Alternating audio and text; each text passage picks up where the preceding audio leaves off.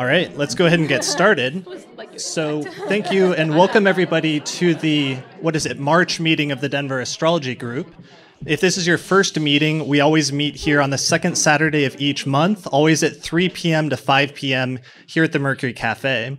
So sometimes we schedule our meetings kind of late because we're always trying to catch speakers who are coming through from out of town and like to keep things somewhat flexible. But if you sign up for our page on meetup.com, then you'll always get the notice as soon as it goes out about the next meeting. And you can pretty much guarantee that there's always going to be a meeting here on the second Saturday of each month, even if we schedule it extremely late in some instances. So any announcements before we get started? As we mentioned in a couple of the recent meetings, the ESAR, so what's the whole name? The International Society for Astrological Research. So they're one of the big organizations that puts on conferences every couple years, and the next one is going to meet next September 2020, actually here in Colorado. It's going to be in Westminster. So that's really exciting because it's going to be very accessible for all of us local people. If you are an ESAR member, the ballots should go out soon to vote on talks you'd actually like to hear. They're going to choose about half of the talks that way as member votes. So keep an eye out for that if you are an ESAR member and kind of vote for the ones you want to hear next year. Yeah, and so basically all you have to do is sign up for a membership, and that's really important just because it's going to be here and everybody's going to want to be at that conference. So basically everybody should become a member now because then you're going to literally get to choose which talks are going to be at that conference in 1 year's time.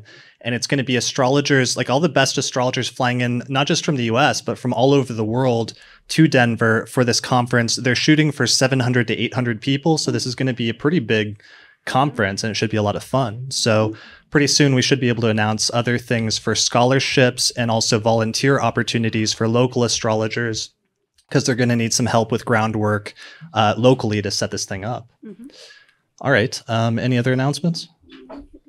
No, we're always looking for speakers. So if anybody has any interesting lecture topics you're interested in presenting and you want to make a pitch to us, just send either myself or Lisa an email. Or if you know any local astrologers, we realized recently that there's actually a lot of local astrologers in Denver that aren't aware of the group or that are practicing privately that could give a lecture, but just aren't aware that this lecture space is available. So if you know any local astrologers that might be good for giving a talk, please let us know. Mm-hmm.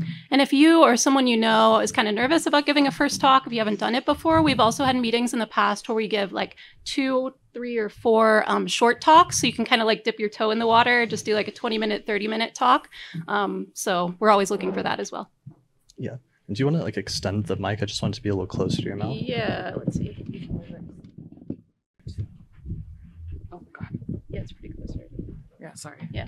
Is this better? Yeah, that's a little better, right? Yeah, just make sure you're close to it. Okay, yeah. All right, so let's jump into our meeting topic for today. So as many of you know, the planet Uranus just completed a nearly decade-long transit through the sign of Aries over the past week, and it ingressed or moved into this tropical zodiacal sign of Taurus for what, the next 7 or 8 years? Mm-hmm. Yeah, till 2026. All right, so today what we want to do is, this is a bit of an experimental meeting.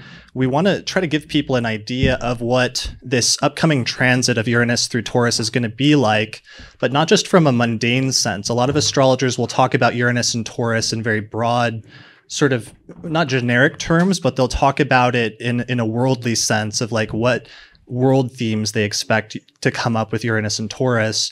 And what I want to do here is try to personalize or get some sense of what this transit will mean for each of you in your lives personally over the course of the next decade. By first talking a little bit conceptually about what we would expect a Uranus transit to be like through different parts of the chart, but then secondarily, not just talking about it abstractly or conceptually, but hopefully getting some stories from audience members about how they've experienced certain Uranus transits in the past. So we're going to try to focus this, we're going to anchor this primarily by talking about the transit of Uranus through different houses, through each of the 12 houses, which represent different areas of a person's life and different sectors of the chart. And that's going to be our primary frame of reference. And one of the ways that you can think about this, regardless of what your approach to astrology is that So the way Leisa and I approach it, for example, is that we're usually looking at charts through the lens of whole sign houses, where first you identify what sign the ascendant is located in, and whatever sign that is becomes the first house from 0 to 30 degrees of that sign. And then the sign that follows the rising sign becomes the second house. The sign after that becomes the third house, and so on and so forth. How many people are already familiar with whole sign houses? Could you raise your hand? Okay, at least 75% of the room, give or take, if not more. Good, that makes things easier. So if you're using whole sign houses, one of the things that you realize about transits is that as soon as a planet moves into a new sign, it's also moving into a new house. And that's one of the ways that you can test whole sign houses to see if it works, is if there's a shift in some of the topics and some of the themes in your life not long after a planet makes a sign ingress. And I'd say that's one of the more compelling sort of things about whole sign houses that people can actually test out and validate in their practice. Would you guys agree with that? Mm-hmm. Yeah. Yep. Yeah. So one of the things I wanted everyone to do right now at the beginning of this meeting is to think about what whole sign house Uranus has just moved into, if it just moved into Taurus, in your own personal chart, and to start to think about some of the topics associated with that house. And at some point, hopefully, we'll get to that house and talk about transits of Uranus through that, and hopefully give you some preview of what you might expect or what themes or events or circumstances you could anticipate might be coming up over the course of the next decade. Other preliminary stuff. I should have, at the very beginning, stopped and introduced everybody to introduce you to our panel. So do you want to start by introducing yourself, Leisa? Sure. My name's Leisa Schaim. I'm the co-organizer of the Denver Astrology Group. Local astrologer here in Denver, kind of mix modern and Hellenistic astrology in my practice. I am Eugenia Krok. I'm an astrologer as well. And a psychotherapist, actually. So I meld psychotherapy and astrology. I'm Joy Vernon, and I am a tarot reader and astrologer at Isis Books here in Denver. Awesome. And I'm Chris Brennan, and I'm the host of the Astrology Podcast. I did want to say that we're recording this today and may release it as a podcast episode in the future. So I want to encourage people to share their stories, and we've got a microphone up front where we're actually going to have people come up. And if you have a good story about a Uranus transit, to share it with us. But I just wanted to say, in the interest of full disclosure, since we are recording it, you have to be comfortable having your story shared with a larger audience outside of this. Otherwise, you probably shouldn't share it publicly in this meeting. Okay, so we're talking about whole sign houses, the transit of Uranus through the house. Now, it's okay if you don't use whole sign houses. That's just going to give you a rough approximation, at least, with Uranus moving into this new sign of something that you could anticipate as being a shift in your chart. But it's going to become more intense as the transit of Uranus gets closer to certain personal planets or certain sensitive points in your chart as it moves through Taurus over the course of the next 7 or 8 years, right? Yeah. So you'll start to notice something when it goes into the sign and into that new house. But if it starts to get close to a planet, it starts to get close like to the ascendant, midheaven, different degrees like that, then you'll notice it a lot more vividly. Right. So I don't want to give people the false impression that, because Uranus went into Taurus last Wednesday, that your entire life should have changed already in the sector of your chart indicated by that whole sign house. That's not the case. But instead, what you'll see is certain themes will start to change and start to develop gradually from this point forward, and then they'll peak or become more intense when Uranus starts hitting certain personal planets or points in your chart exactly by degree. Now, the other thing we should mention is that this isn't, while Uranus just made its final ingress into Taurus, it already dipped into Taurus last year, and we actually got a preview of what this entire decade-long transit is going to look like for about, 6 months last year? About 5-ish. So it was mid-May 2018 till early November 2018. Right. So Uranus went in May of last year into Taurus and dipped into that house in your chart. And then it stationed, I think, at like 2 degrees a few months later, and then retrograded back out and went into Aries. So you should think of that time period between, May and October?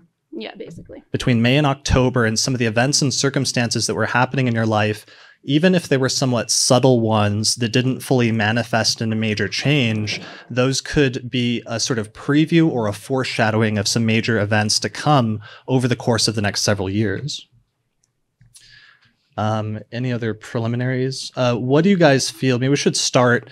What are your primary keywords from the panel for Uranus, or how do you guys conceptualize that when you're thinking about it either natally in a chart or especially in terms of its transits? Have you guys, like Eugenia, have you ever had any major Uranus transits that stick out to you, you remember in your mind? Yeah.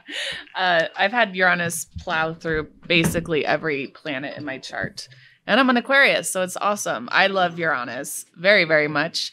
I've had him on my sun, and now he's hitting my moon at the moment. Can you hear me? Just move it a little closer if you can. Closer to you. Like this stand. That's a little bit better.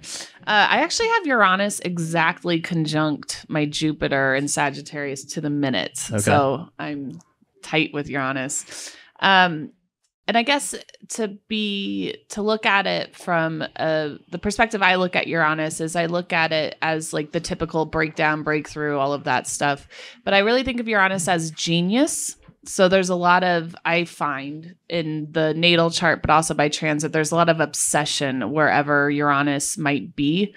So for example, he's been in the first in Aries for the last, handful of years, and there's been an obsession on the self, right? So selfies and an explosion of technologies around identity. Our identity has absolutely transformed in the last 8 years, where we all have now 2 lives, right? We have the identity of me talking to you right now.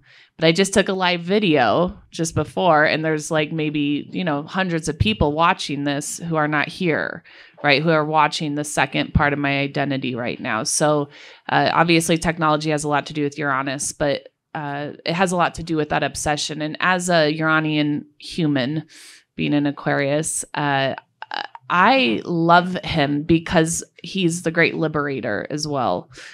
So I had him when he was on my sun in the 9th house, the house of foreign travel, for example. I was living in a hippie commune in Australia, and I wound up traveling the world, and I went to about 7 countries at that time.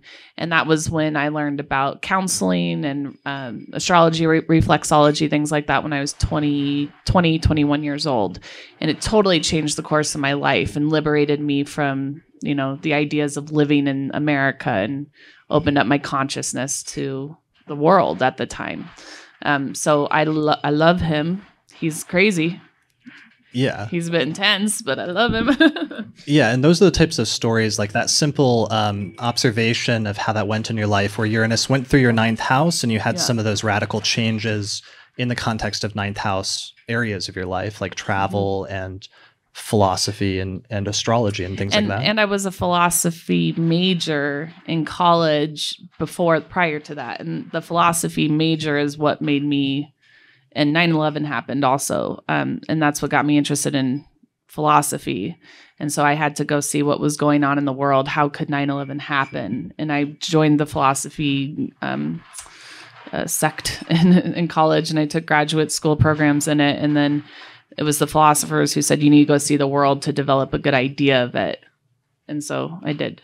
Nice. So those are the types of stories that I'd like to focus on and share today, especially from the audience to whatever extent we can, is focusing on and start to think about like a past transit of Uranus that was important in your life and changed your life in some significant way that you feel comfortable sharing with the group. Especially a transit of Uranus through a house, but also if you can think of a transit of Uranus to a specific planet or a sensitive point in your chart, like the ascendant or the midheaven or the descendant or the IC. So for example, one of my most memorable Uranus transits is that Uranus hit my ascendant at 17 Aquarius when I was about 15 years old, and that was when I discovered astrology. So that was a really notable, unexpected, sudden and somewhat radical change in my life direction and my focus in life when the planet Uranus came to that sensitive point in my chart, which is the ascendant. So I'd be curious to hear other people's experiences with things like that, like a Uranus transit to the ascendant or the midheaven or the descendant of the IC, as well as personal planets, because there's some people, for example, if you have fixed signs if like Taurus is your rising sign, if your ascendant is in Taurus, then that means Uranus is going to conjoin your ascendant at some point in the next 7 years. Or if your midheaven is in Taurus, that means that Uranus is going to conjoin your midheaven at some point in the next 7 years. And that could indicate some pretty radical changes in your career and overall life direction. Do you guys have, Leisa, do you have any notable Uranus transits? Yeah. Let's see. When Uranus hit my IC, so the sensitive point with regard to home and family, I suddenly moved back into my parents' house for like a year, even though I'd already been moved out for quite a while. And my wording at the time, I didn't know almost any astrology. My wording at the time for the reason was, I don't know what I'm doing with my life, and therefore, if I shake up where I live, maybe that will shake up other things as well. And that's like a perfect, Uranus type of thinking. And then after a year, I decided fairly spontaneously to move out west here for grad school, and that's been like a long-standing thing. I've lived here ever since for many years. So so sudden changes with regard to home. Yeah, and maybe we should define some keywords for Uranus before we go any further. So one of the keywords that you just used was like sudden, radical, and somewhat rapid changes in the life, right? Mm-hmm. Yeah, definitely. So things moving more quickly than you're expecting or that you're used to, either or both of those. I would say also like restlessness, like things that where that house or topics of that house were okay with you up to that point, suddenly feel like you have to do something different. And I think different is probably one of the biggest keywords, right? For Uranus, it's like making a change, doing something different than you were doing. And so while Uranus is associated with things that are kind of eccentric or off the wall or offbeat, it can be those things, but I think the real core is difference. And so if that's different for you, then it might look off ball. But if you've been doing things like that too, already looking kind of off ball, already doing things in your life that are very eccentric, it could be a change from that. So it's just about change and innovating in your life. Yeah, change, innovation. What are some keywords that you used for Uranus, Joy? I think we've covered quite a lot of them. I think especially, I don't know, I really have, when Uranus was in Aries, I was using freedom quite a bit, but it was partly because the two of those together really desired that like intense amount of freedom. But yeah, unexpected is another one that comes up frequently with Uranus. I tend to work with it primarily considering it that sky god or to represent the heavens, and especially moving into Taurus, which is the earth mother, we get quite that contrast there. So that's part of that kind of heavenly upper level intellectual, some of those types of things come to mind with Uranus. Sure. Yeah, I like that idea that you mentioned of freedom or like liberation. Yeah. And that ties back into something Leisa was saying, but sometimes the sudden need for liberation in some part of your life where you feel that up till now you've been restrained or held back in some way. What are some other major themes? Technology often comes up quite a bit. So using technology in whatever area of your life it's transiting is often a theme. I would say authenticity and experimentations, because sometimes Uranus transits bring almost like experimentation for its own sake, or it can feel that way. And I think that's often the thing that people say cautionary statements about, like, yes, make changes, even sudden ones if they feel right, but don't do it just for the sake of being bizarre or for the sake of, just like shaking up your life for no reason. But sometimes it is shaking up your life for no reason until you can kind of figure out where you're going from there. And it can kind of precipitate, a sort of more meaningful change at that point. But I think authenticity and, kind of like tied to the freedom idea, because often it is, I need to break free from something that feels suddenly stifling, even if it didn't feel stifling before, in an effort to make my life more authentic to how I feel now, even if that was different than just a moment ago. Yeah, and sometimes that can set you, or at the very least, make you feel like the odd one out, or sometimes it can literally make you visibly in a group stand out as being not just independent, but sometimes odd or going against the grain or unique in some way is common, especially for natal placements, thinking about the Uranus placement in your chart is that place in your life where you're unique or where you stand out, or in some instances where you're actually like an oddball in some way. Right. But that can happen. Oh, go ahead, Joy. I think I'm going to change subjects. Is that okay? Did you want to finish something on this? Sorry. One of the really common ones is the idea of revolution, and different ways of coming up with keywords for the planets. Uranus was discovered as a planet and not as a star in between the American Revolution and the French Revolution. And so the idea of revolting against something, trying to overthrow something that's existing, some of those qualities are expressed. We find that expressed in the planet itself. Yeah. And just to dovetail off of that, you have to think about the archetype of Uranus, as you're saying, the god of the sky. And in Greek mythology, it's out of chaos is born Uranus or Ornos and Gaia.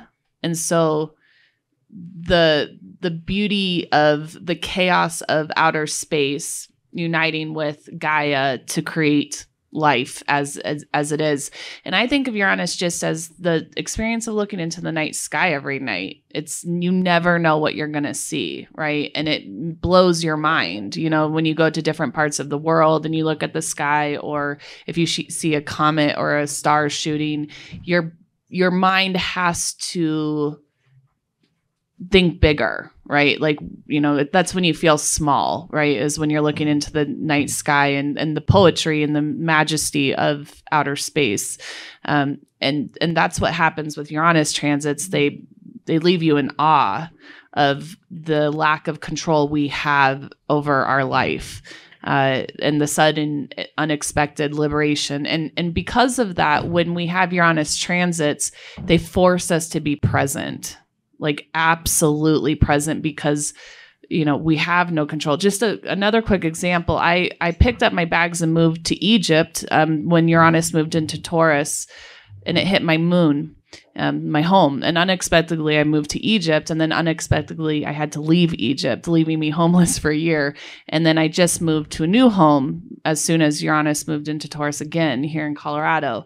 And I am going into it this time knowing that I'm not expecting to stay at this home either, right? There's this freedom I have now, this absolute liberation that I can live out of a bag. Like, you can ask me to pick up and go to a country, and I can do that within 24 hours now, because Uranus has been hitting my moon, has absolutely liberated me from the confines of being in one place at one time. And like looking into the stars, into outer space, you have to be prepared for that sudden change if you're going to prepare for Uranus in any way. And that's by being absolutely present to what is at the moment, and non-attachment, which is 100% Aquarius, or detachment, or and that non-attachment makes us present, no attachment to the outcome of anything. And that's the liberation of Uranus as well. Sure. So not just learning how to expect the unexpected, but also to be comfortable with and content with things being up in the air a little bit in that part of your life to some extent as well. Yeah. Yeah. Okay. Good. I'm trying to think if there's any other major basic principles that we need to set down before we move into the delineations here. I think it's just about Uranus going through the houses. Since Uranus goes through a sign, and therefore a whole sign house, for 7 to 8 years, you can usually look back, even though there are these sudden things like yours, for instance, when it does hit a planet. Usually if you look back, kind of segueing into the houses piece, and see where you were in the house that Aries is in your chart, where you were in 2010, versus where you were in 2018, you can see this gradual evolution of something, even, whether you have planets there or not. It'll probably be more dramatic of a memory if you did have planets in Aries. But even if you don't, there should have been kind of an evolution over those 7 to 8 years.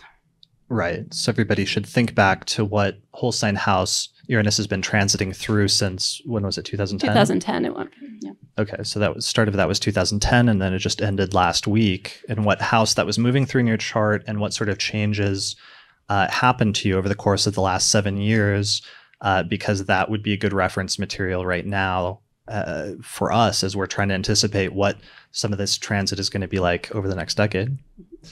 All right, so let's start going through the houses, because we've actually got a lot of them to go through. There's 12 houses. I've been doing horoscopes for the past 6 months, and I'm really over how many signs of the zodiac there are in astrology.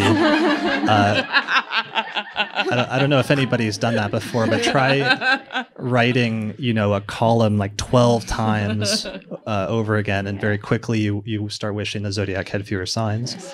Can I just make a quick little adjunct point right now? Because one of the things, and I actually have a podcast as well called Bridging Realities, and I'm changing the name and everything here soon. But for now, it's Bridging Realities. And one of the things I'm also really inspired by is Uranus moving into Taurus is going to oppose the Uranus-Scorpio generation.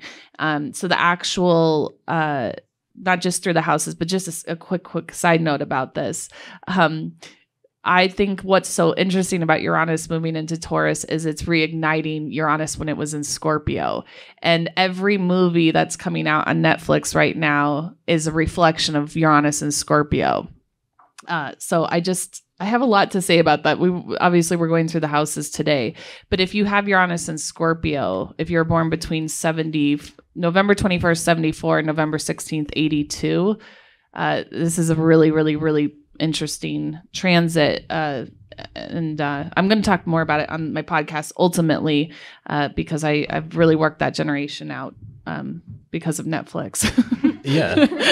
No, that's a really good point, that we should frame this partially through that the hard aspects of Uranus to itself are going to be, those people are going to feel this transit of Uranus through Taurus the most in some instances. Yeah. So that's the Uranus and Scorpio people born in the 80s? What was the time? 74 to 82. 74 to 82, because they're going to be at their Uranus opposition. And I know next to the Saturn return, I know, Leisa, the Uranus opposition is one of your favorite research things, because it stands out so much in a person's chronology, and it's sometimes so cliche as a Uranus transit, right? Yeah, it can just be like a vivid, Uranus on steroids kind of event. Yeah. I mean, but it is, speaking of the Uranus opposition, it is a life cycle marker as well within astrology. There's very few things that happen at the same ages for everyone in astrology. Usually everything happens differently because we all have different birth charts, but there are these kind of life cycle planetary movements, and that's like the Saturn cycle, the Uranus cycle. And so speaking about Uranus today, it's about every 21 years or so that transiting Uranus makes a hard aspect to its natal position. So early 20s, early 40s, early 60s, and so on. Right. So we've got the Uranus opposition people. Some younger people are going to be at their Uranus square, their first square. So which are those people? What's the time? So Uranus and Aquarius, right? Right. Yeah. Oh man, I'm feeling old. Like, I'm having a bit of a crisis. I've mentioned a lot on the podcast recently, where there's suddenly an influx of a ton of younger astrologers in their teens and 20s coming into the field that all have Pluto in Sagittarius. Yeah. And as a Pluto and Scorpio generation person, I was used to being, for the past decade, like the youngest generation of astrologers, and now that's no longer the case. And I think that I'm going to feel that even more with people hitting their Uranus square now from Uranus and Aquarius. Since, as I said at the beginning of this, I started learning astrology when Uranus was going through my Aquarius ascendant. Right. All right, so bear with me on that. And then finally, there's going to be the waning square people. So some people are going to be getting the second square. So early 60s. Early time frame of 60s and their age, or in the age. Yeah. So if you're in your early 60s. So how many people are in your early 60s that have Saturn or have Uranus in that other square? In Leo. In Leo. In Leo? Yeah. Who has Uranus in Leo? 1, 2, 3, 4, 5. Okay. And then for the other ones, how many people have Uranus in Scorpio? Okay. 5, 6. How many people? And then, so Leo, Scorpio, how many people have Uranus in Aquarius? 1, 2, 3. Okay. And then the last one, and this is another big one, some people who have Uranus in Taurus are going to be experiencing their Uranus return as Uranus goes through Taurus. Do we have any Uranus and Taurus people in here? No? Oh, I was really hoping we did, because that would be really interesting. What year? It would be like the late 1930s, early 1940s, I think. Yeah. No? Okay. Well, I'm sure we'll find some interesting ones, but I know the country, the USA, is due for another Uranus return once we get to Uranus and Gemini in 7 years, and that always coincides with some fun stuff in U.S. history. Yeah. Civil War, World War II. Good times. Yes, All right. Okay, so I think that's a good foundation. Let's get into the houses. So for some people, how many people have Taurus rising or have your ascendant somewhere in Taurus in the room? So Doug, just one? Really? There's only one Taurus rising in the room? Come on, guys. So then we can put the spotlight on you for a second if you're okay with that, Doug. I mean, what degree is your ascendant, if you don't mind me asking? It's 25, so I got a ways to go as far as that. 25. Okay, so it's going to build up to it a lot. So, I mean, in our interpretation, at least, you would start to see. So the first house, let's talk first about some significations. Oh, this is funny because then there's only one person, so we're basically just delineating your chart here. But hopefully some other people listening to this later will find it useful if there's more than one Taurus rising in the world. So the first house represents the body of the individual, which is sometimes like their physical body and their physical constitution, their health. But it's also their body in terms of a person's appearance. Sometimes the first house can literally represent how the person looks, how they present themselves to the world, how they appear to other people. So sometimes like a Uranus transit going through the first house is funny because it can indicate sometimes radical changes with respect to the body of the individual or to the appearance of the individual. So this would be a good time for like some radical like body modifications or, if you ever wanted to get a tattoo or some piercings or something like that, Doug. I don't know if that's on the table. I won't talk about those plans. Okay. I'll ask you later privately. So those are some things. So in terms of the bodily, like Uranus type stuff, have you studied that, Leisa, or have you seen anything like that? Well, I've seen people report things like gaining or losing a lot of weight during the course of those 7 to 8 years, changing like their hairstyle or their style of clothing. That's kind of like just appearance, identity based, but in a more like broader picture sense, because the first house is so primary for who you are. It's like the most personal house in the entire chart. And so when you talk about changing your identity, that can be a lot of things. So I've seen people say they got married, they got divorced, they changed their profession, even though the profession isn't specific to the first house. So there's probably other things going on, but your identity can involve quite a bit of your life. Right. Yeah. Yeah. So, and that's important because that gets into the other area of the first house, which is that the first house is not just the physical body, but it's also to some extent the mind or the spirit of the individual. Because in ancient astrology, the first house was conceptualized as the meeting point between the sky and the earth. And the sky was associated with the spirit or the soul of the individual, and the earth was associated with the body of the individual. So that we focus on the ascendant deriving from ancient astrology because that's the merging point between the sky and the earth, or the body and the soul. So the first house is not just the physical body, but to some extent it's also, you might say that this is where we get the character analysis associations with the first house. So Uranus transits through the first house can sometimes indicate radical changes to the person's character, and sometimes their mind or their thinking can go through radical shifts or revolutions in some ways. When you think about any of the Uranian or the Uranus keywords, I mean, that's just basically amped up times 10 if it's transiting through your first, because it's the most primary to like who you think you are and how you present yourself to the world. And so although Uranus transiting through any of these other houses is going to change in some way during that time period, those topics, the first house is almost like the most Uranian transit of all of them because it's changing who you are. Well, and I would say, I'm not sure if this is any of your experiences as an astrologer, but the primary client I see is having a heavy first house transit always. So people come to me when their first house is getting triggered because, like you said, if you don't know who you are, how do you know who you are at home? How do you know who you are in partnership? How do you know who you are at work? And then all the houses that fill in the gap. So anything that hits that first house, if you have an identity crisis, I find that is one of the more challenging transits most liberating ultimately, but because it's hard to function. The whole chart functions differently when the first house is transited by something important like this. So. Yeah, because it can really seem to dominate or take up much more of your focus and sort of put everything else in the background for a time. Right. If you don't know who you are, how do you know where to live? How do you know how to be in partnership? I don't know if this is who I am. How do I relate to my partner anymore? And then, of course, what would you do for work if you don't know? That's a really good point, and that means anytime, because what you're bringing up there is that anytime a planet goes into an angular house or hits an angle, it's also exactly aspecting the opposite angle at the same time. So a Uranus transit to the ascendant is not just hitting the ascendant, but it's opposing the descendant at the same time. Exactly. And to some extent, it's also squaring, at least from a sign-based perspective, the 4th whole sign house and the 10th whole sign house. Yeah. So it's bringing in like home, work, relationships, and self. Right.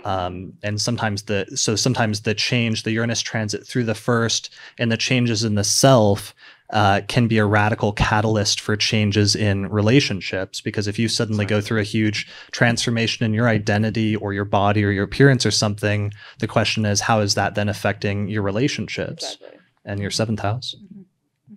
Yeah, and so even though we're talking about Taurus rising, as far as like the Uranus transit through the first, this is going to, what Chris just mentioned, is going to affect anyone to some extent who has any sort of fixed signs on the ascendant. Yeah. So Scorpio rising, Aquarius rising, Leo rising, and Taurus rising. Yeah. Yeah, so the fixed sign people, the cardinal sign people have been getting it rough for about a decade now, because we had Uranus, not just Uranus going through Aries, through a cardinal sign, but also Pluto going through a cardinal sign, and then recently like Saturn caught up and started going through Capricorn, a cardinal sign. So now the shift is going to be off a little bit from the cardinal people, not completely. You're not completely in the clear yet, because Saturn and Pluto are still going to be going through for the next few years. But at least now it's going to shift with Uranus moving into Taurus. That's going to start hitting all the fixed signs harder. So we're not just talking about Doug, our lone Taurus rising person here, but anybody that has fixed sign angles. So Taurus, Leo, Scorpio, blanking out, and Aquarius, you guys are going to probably be the largest, let's say, beneficiaries of the Uranus transit through Taurus over the course of most of the next decade, because it's hitting the most prominent part of your chart. All right. So with Doug, the last thing I wanted to say is just your ascendant is so late, as you noted, at like 25 Taurus, that it's going to take a while before that transit peaks, because it may not peak until it hits the exact degree of your ascendant. But I think if you start paying attention, even going back to last May for that brief period where it first dipped in, that some of the events and circumstances that will culminate at the time when Uranus exactly hits your ascendant, you'll see that the circumstances were already falling into place to allow that change to happen as soon as Uranus moved into Taurus. And I'll point out that it's going to, as it moves towards my ascendant, it's going to actually aspect 5 planets along the way. Okay. Actually 6 planets along the way. By like hard aspects or hard soft aspects? Yeah. So you have a bunch of other fixed signs, right. sign So, placements. yeah, I got 6 hard aspects on the way to the ascendant. Okay, so it's like there's a whole journey that you're going to be going through before it even gets to your ascendant, and then that's like the culmination of everything. Yeah. Nice.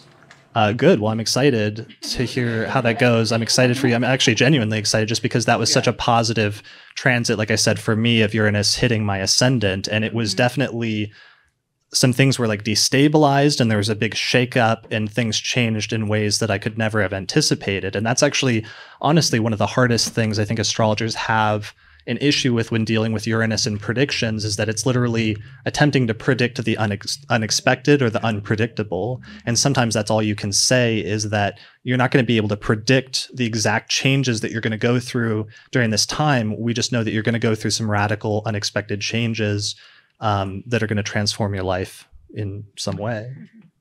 Another thing is the nervous system, right? Yeah. And so I think especially to the first house, the nervous system gets activated particularly.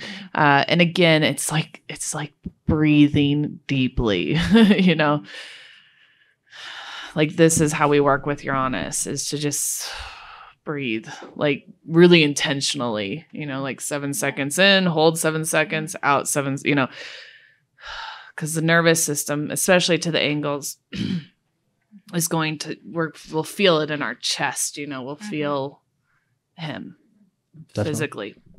Yeah, it's often harder to like sleep when you're having strong Uranus transits, things like that. So it's like the excitement kind of revs up everything, and you have to like, capitalize on that for the events in your life, but also like calm down your body a little bit. Yeah. Right. Uranus transits are like drinking a quadruple espresso first thing in the morning. Yeah, exactly. And all day, every day. And that reminds me, so does anybody here have Aries rising or your ascendant in Aries? Because you would have just been finishing a first house Uranus transit. Yeah. Anybody Aries rising? One. Did you have any radical Uranus associated things that happened when it hit the exact degree of your ascendant? It's okay if you can't think of any right now, but I was just curious. I'd have to look back through The dates. but Okay, that's fine. Stephanie, did you? I have Venus and Aries in my 4th house, and I moved twice and got a divorce when Uranus went back and forth. Okay, that's a pretty good one. Yeah, that's really do you feel like sharing that story really quickly at the microphone? Sure. Okay.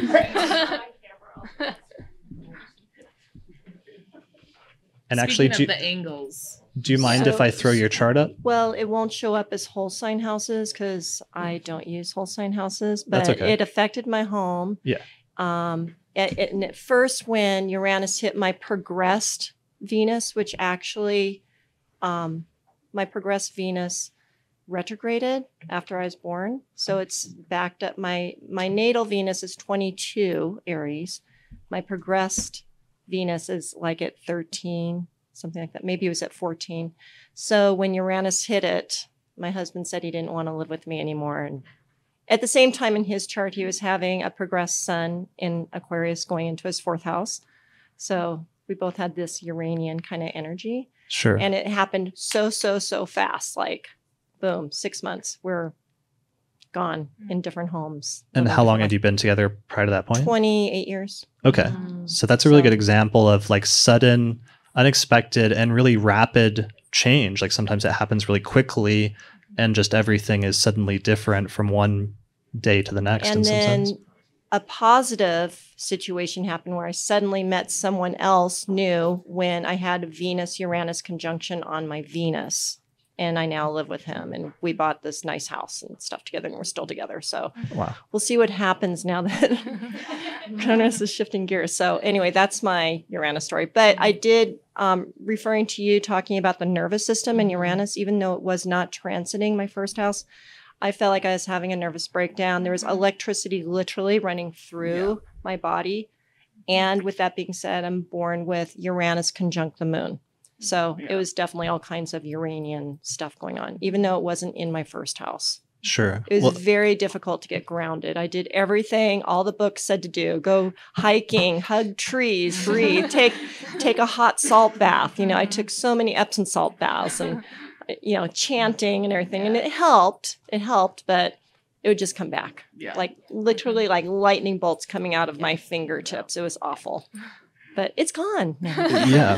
Well, anyway, that's my Uranus story. Thank you for sharing that. I appreciate it. That's good because it draws together 2 different themes. On the one hand, you see the general significations of the planet coming into play, where it's like a Uranus-Venus transit. So it's like a disruption in relationships. But then also because the 4th house was tied into it, it had a literal manifestation in changing the home and living situation.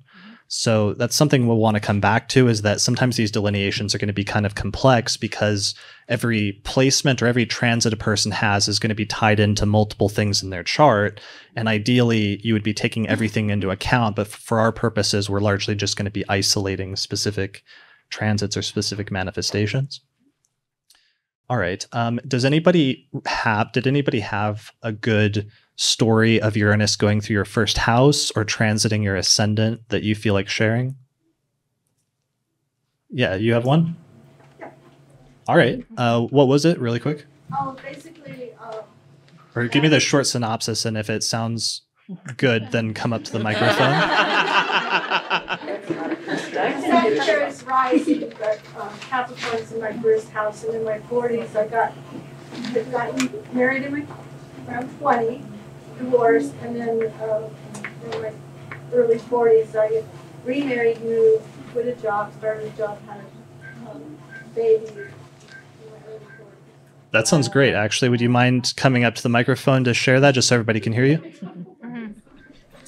Well, I said it. Yeah, I know. It's just for the purpose of the recording, largely, because I want to make sure that everybody can hear it.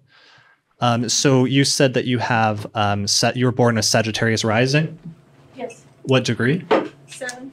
7 degrees of Sagittarius rising. Yes. Okay, and so you said you have early Sagittarius rising, and then when you got into your your early 40s?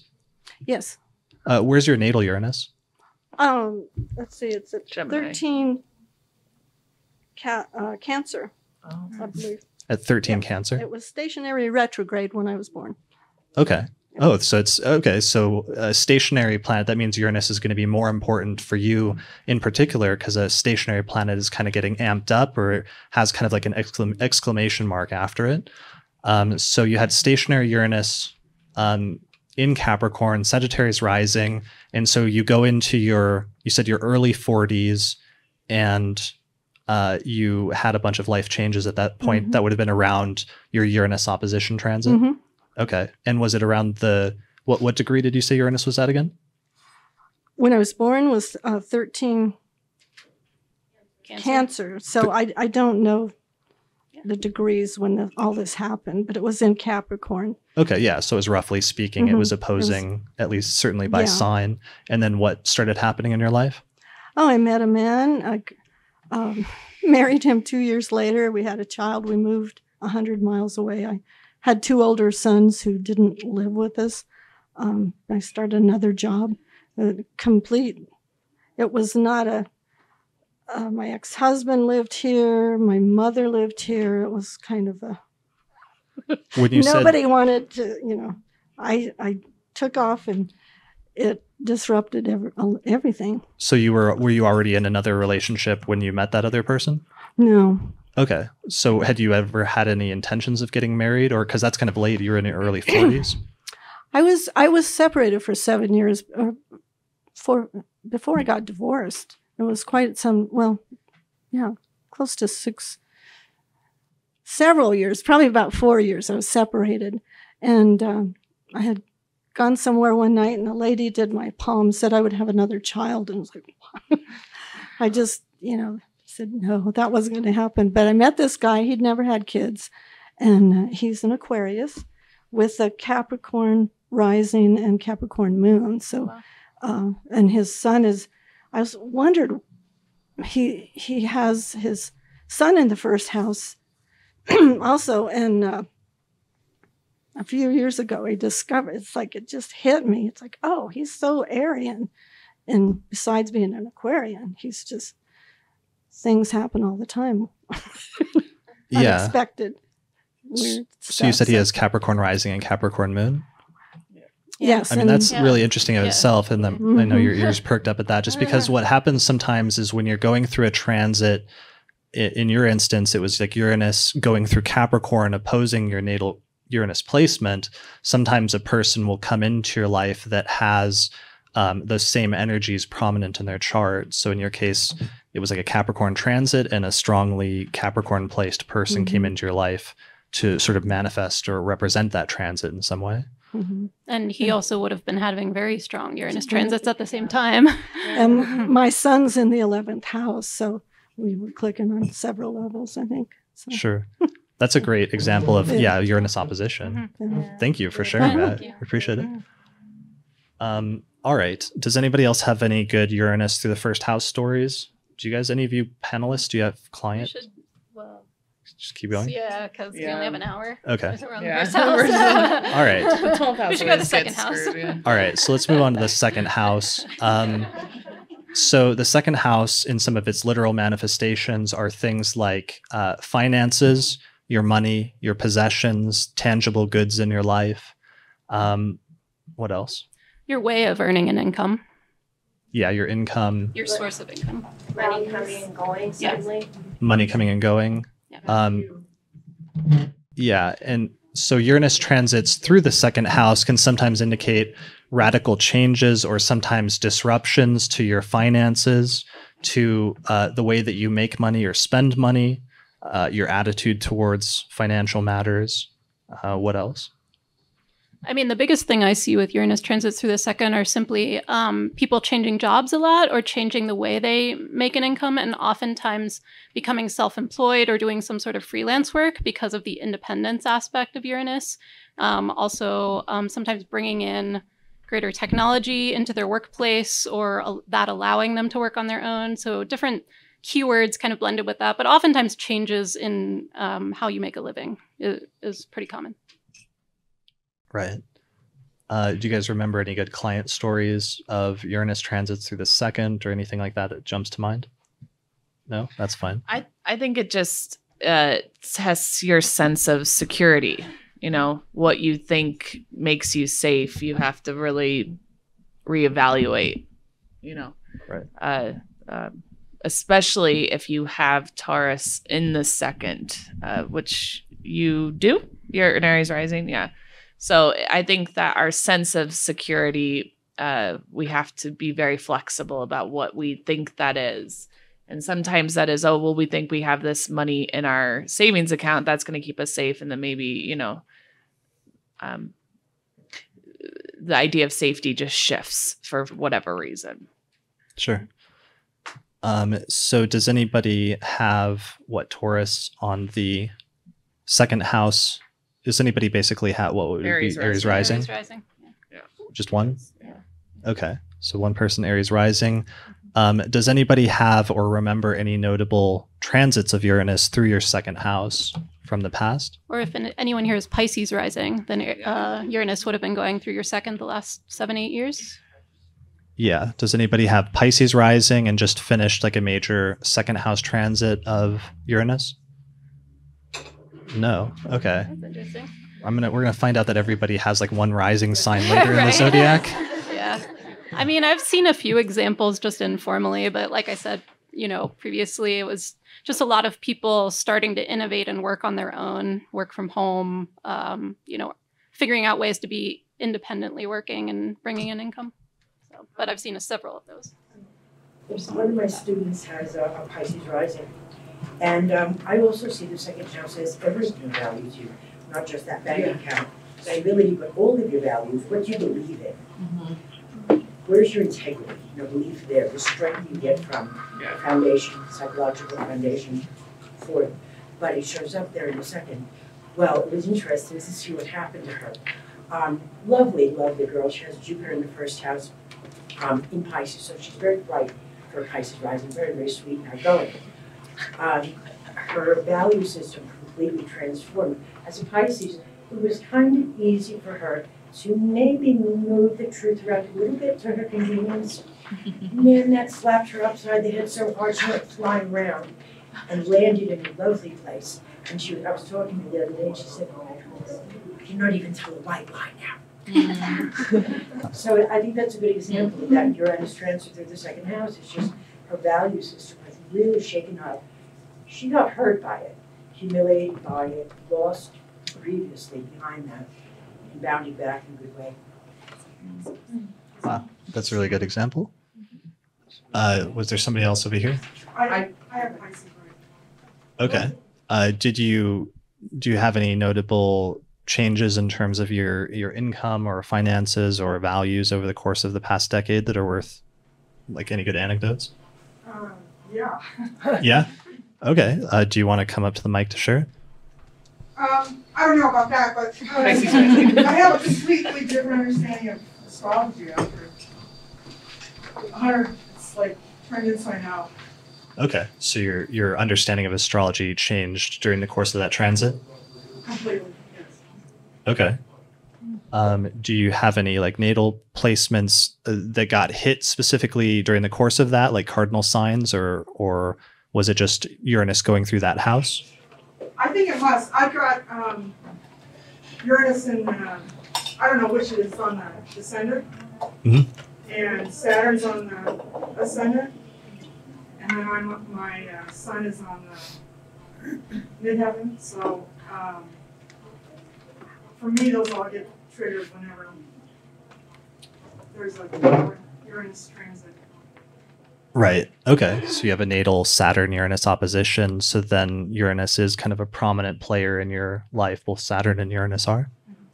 Interesting. Okay. So basically, no one will hire me. Due to you. I didn't know why, but yeah, I think that's okay. And then during this time, it's been a complete understanding difference. Did you lose a lot of money?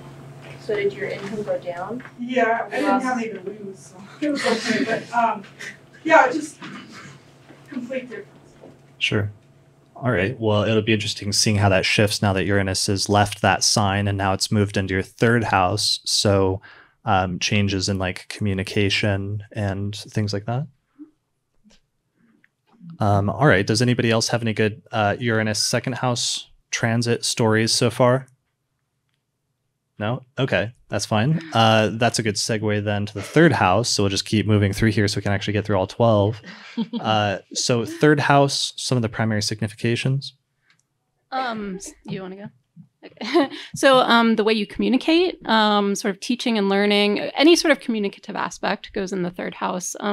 Reading, writing, things like that. Oftentimes when Uranus goes through there, it changes but the way of your communication, I don't know if you want to share at all or no. No, I can share. Yeah. I mean, because you had a really good example. Yeah, I just finished Aries is my third house. I have Aquarius rising, so Aries is the third whole sign house. And at the beginning of it, when Uranus around 2010, on my birthday, November 1st, 2010, a friend of mine had been doing a podcast, but she was going to give it up to go to grad school. And she's like, do you want to take this over? And I'm like, sure, I guess it's kind of a blow off thing, but I'll waste some time and do a few interviews and then call it a day.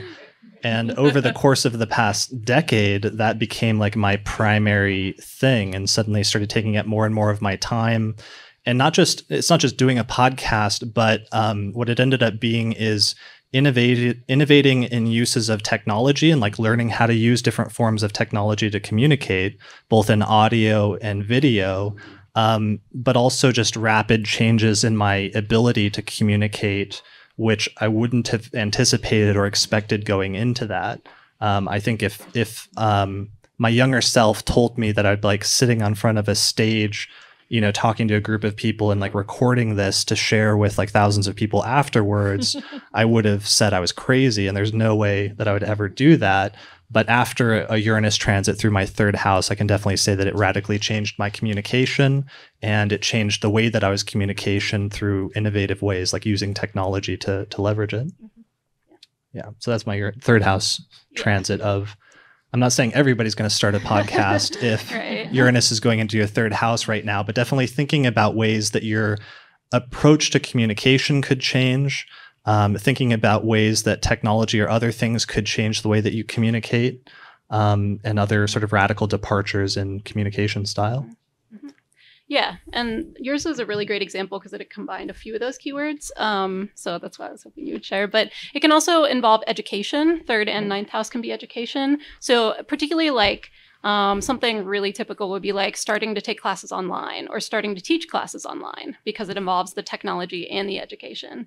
Also, siblings go in the third house. And so it can be shakeups either in your relationship with your siblings or your siblings themselves can be going through a lot of changes. Yeah, your siblings doing weird stuff is a good basic like archetypal interpretation of Uranus going through the third house. Yeah. And I mean, any of these people houses also, whether it's friends, parents, partner, siblings, it sometimes because Uranus can be radical and sudden, arrivals and departures, there can sometimes be over the course of those 7 to 8 years, someone leaving your life in that house. Sure. Sometimes I've seen that. Disruptions in that way. Yeah. So either estrangements with siblings or things like that. Yeah. So sometimes it's just stuff going on in that other person's life that may have nothing to do with you. Right. And that's actually something to keep in mind as we're going through some of the houses that pertain to other people. Because while the first house pertains to you and it's your sense of like self and how you appear or your body or your whatever, the other houses sometimes aren't necessarily, sometimes they relate to you, like the third house is your communication, but sometimes to the extent that it relates to other people in your life, some transits like Uranus going through the third house may just be reflecting something that's happening in their life. And that might end up having some sort of like cascade effect or affecting your relationship with them, but it might not necessarily. And that's something important to keep in mind as you're thinking about past transits, is just during that time frame when, for example, Uranus was going through your third house, did your siblings go through some unexpected changes or disruptions in their life? So sometimes thinking about it in that way is important so that you can actually gauge whether something actually happened and not always assuming that it's something that manifested very literally in your life. All right. Does anybody have any memory of any significant third house Uranus transits that come to mind? Or even if you don't have a third house transit, even does anybody have like Uranus in the third natally that has a good story about something like siblings that were kind of Uranian? No? I think, are people nervous? I think everyone's a little nervous to share, and I hope that's not the case too much. Either that or we have like 2 rising signs. Yeah, everyone's going to have. I'm curious to see who's here, right by rising. Yeah. And so the Uranus transit would be Aquarius rising for the recent last 7-8 years of Uranus going through your third. If anyone else here is Aquarius rising. Who has Aquarius rising in the room? Just one person? Okay. I'm starting to get a little worried that we've got all... Just for a third house, I started my podcast in a third house perfected year, and my co-host at the time is Aquarius rising. And so... there's another podcast that got started. Okay, so your co-host also was the same thing, going through that transit? Aquarius rising. Yeah. Yeah. And then she ended up having like a child, and that was kind of unexpected. And well, then... she's got it moved now into her 4th. And so now she's just like full of children and, that's her thing now, Yeah.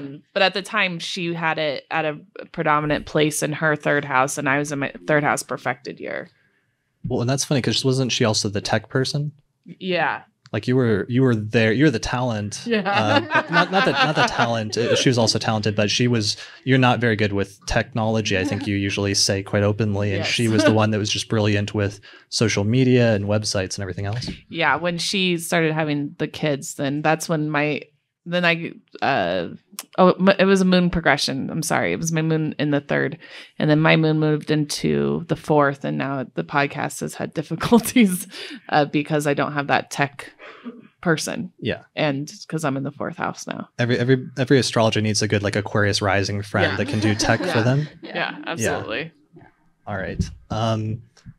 Who was the Aquarius rising in the room? Do you recall any major third? I don't know if it hit any natal placements in your chart, so it may not have been a big deal. But do you recall anything from the past 7 to 8 years as Uranus was going through your third house that might represent radical changes in that area of your life? Yeah.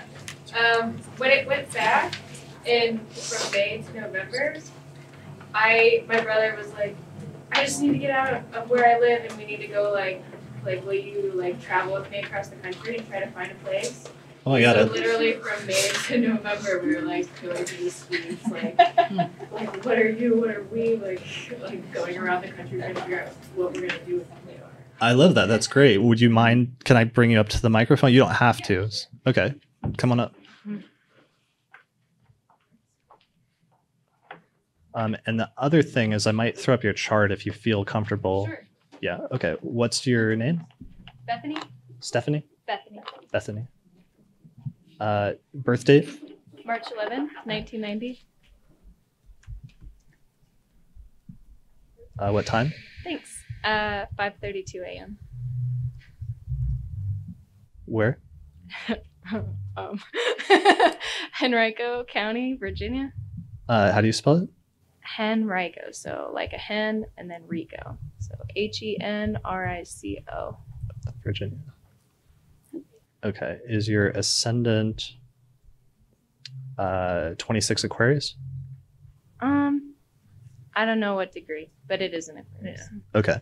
So you have Aquarius rising. Aries is on your third whole sign house at least. And the ruler of your ascendant is Mars, which is in Capricorn, exalted in the 12th house in a night chart.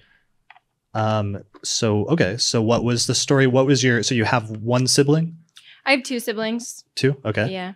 One was chilling at home. He was good.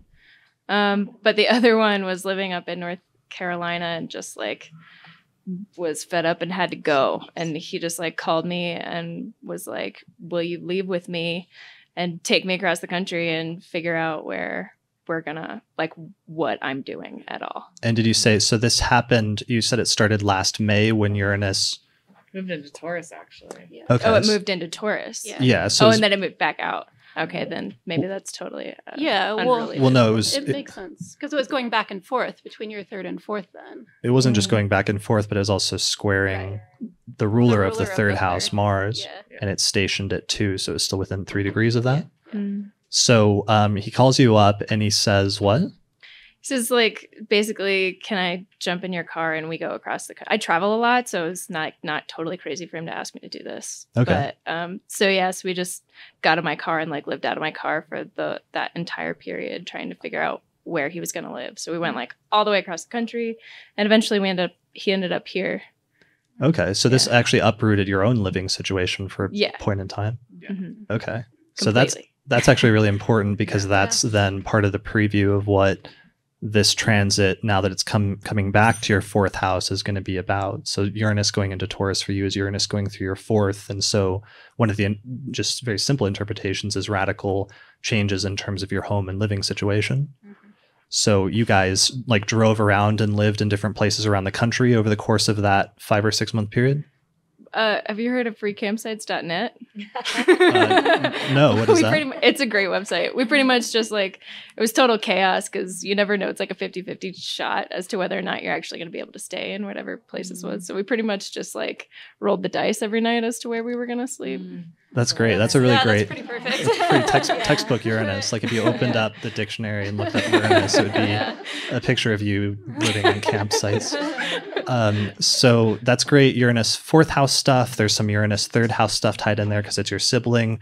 This also brings up another 3rd house type signification though, which is travel, especially like travel by car and short distance travel that's not like international. You're not like flying to Japan or something like that, but you're like driving around different places, and that's very 3rd housey. So that happened all the way during the course of Uranus and Taurus, and then eventually you guys decided to settle down like last fall or winter or something? Yeah, in November. Well, we like worked really hard, really fast at the end of that. And then he ended up living here, and then I moved to New York and like settled down there, and it's kind of been like, am I going to stay in New York? Am I going to move here? What am I going to do since then? Are you just visiting here right now? Yeah, but for like 3 weeks. Okay. So your living situation is still up in the air a little bit? It kind of has always been. Yeah. Okay. Where's the 4th? Okay. Well, Yeah, and Uranus is actually going to come up to square the ruler of your 4th house of home pretty soon, in addition to transiting your 4th house. So it's kind of like a double whammy with regard to change and up in the airness in terms of living situation. Yeah. So that'll probably be when Uranus hits around 5 degrees of Taurus and squares your Venus, the ruler of the 4th. That'll probably be the high point of the 4th house transit, I would think. Yeah, and that'll be like July to September this year because it stations in August around 6 degrees. So yeah, it'll be hovering right around there and kind of concentrating on it in August. Okay, I was thinking about moving here in August. Is that a terrible idea? Should I do that? It's a great idea. No. Okay, good. Yeah. Well, one of the things I love about your story, it's a good example, is that while some people might feel might interpret this negatively, you actually enjoyed the like freedom and liberation that came along with what you're doing, it sounded like. Yeah, I mean, I love traveling, and I think it was really good. It was super challenging because my brother's got like, issues, like, and so do I. So yeah, together it was like, we just like really grew a lot trying to figure out what was going on. Yeah. Yeah. So it was positive. Nice. Yeah. Good. Yeah. I mean, I think that's going to be, you'll see some continuation of that theme, but to the extent that you continue to adopt that attitude of trying to just roll with it and be flexible. Like Uranus loves flexibility. I think that's always one of the greatest pieces of advice that astrologers give on Uranus transits, is that the more flexible you can be to just letting it, being open to going where it seems to be taking you, or going on the impulse, usually the better it'll be. Because if you try to fight it sometimes and like hold on to and stop your life from changing in that way, sometimes that's when it will sort of more forcefully force you to relinquish that in some sense. Yeah, so that's a really great example. Thanks for sharing that. Yeah, thank you. All right. Bye. All right. So that is a third house. So we did like a communication example, and we did a siblings example. So I think that's pretty good for the third house. That also actually took us into the fourth house and like home and living situation. Let's maybe quickly run through that a little bit more. We had Stephanie's from the fourth house too. Oh yeah. Right. Yeah. That was a good fourth house. So fourth house, home, living situation, radical changes with respect to that. It can also be parents, though, both in terms of your parents' lives as well as your relationship with your parents.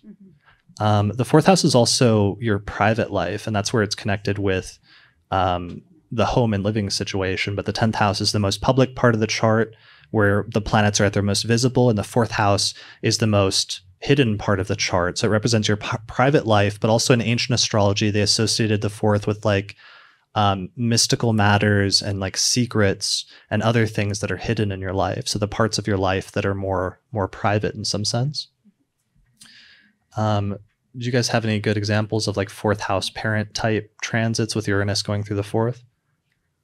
I mean, so much of it is age appropriate as far as whether people are younger or older when this happens, in regards to their parents anyway. I mean, I had someone respond to me on social media when I had asked about people's Uranus experiences from Aries, said that they were kind of caretaking because their parents were older. And so through Uranus and Aries, through their fourth, they were taking care of their parents and their parents-in-law, and like they were having like health issues, and it was going like up and down, and it was kind of unpredictable as far as, you know, whether they were doing better or worse. And so if that's age appropriate, that can be one thing. Sure. Yeah. So sometimes just unexpected disruptions that come up that leave things up in the air with respect to that relationship. Yeah. Okay. I mean, I know, yeah, and sometimes there's other things that can come along with that can be more challenging. But definitely flexibility, I guess, is the main recommendation for all of these houses, like we were saying earlier. All right. Is anybody coming off of anybody else coming off of a fourth house Uranus transit at this point? Yeah, you have one? Yeah. I moved from Hawaii here on a whim. I also met my dad's family for the first time, like on my own, just like very curious about parents' lives. So therapy, like private lives, found out family secrets, like everything you're saying. That sounds good. That sounds great. Do you feel like sharing it? Sure, yeah. You don't have to, but okay. Are you gonna pull up her chart? Yeah, or that's up to you. Do you? Yeah, sure. Okay. So first, what's your first name? Mihana, Mihana. And your birth date? March 15th, 1995. What time? Thank you. 3:20 a.m. in Honolulu, Hawaii.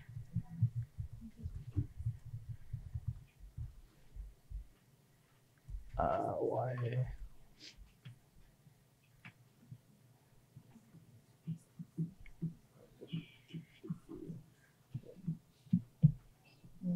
Is your ascendant 24 Capricorn? Yeah. Okay. So you have Capricorn rising. It's a night chart. Aries on the fourth whole sign house. I guess that's it. So Uranus has been starting in 2010. Uranus started going through your fourth whole sign house. And then it left initially last May, but then it dipped back into your fourth house over the course of the past few months until this past week when it departed for the final time. Yeah. So what's been going on?